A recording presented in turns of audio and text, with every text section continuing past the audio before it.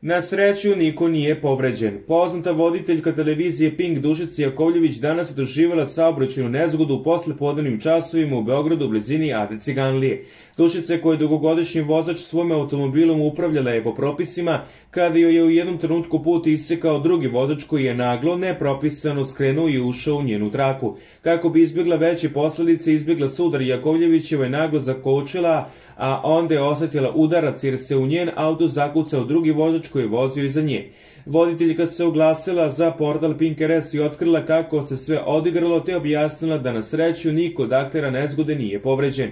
Krenula sam kući, devojka neka koja se kretala ka meni u suprotnom smeru naglo ispred mene skrenula.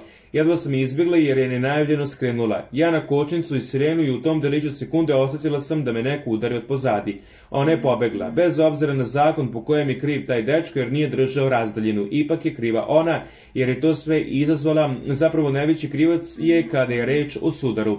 Ali eto, izvukla sam se bez posledica. Ma kako je moglo da bude dobro, je rekla Dušica i dodala. U prvom momentu sam se tresla, pošto mi je ovo prvi sudar u životu. Ipak brzo sam došla sebi.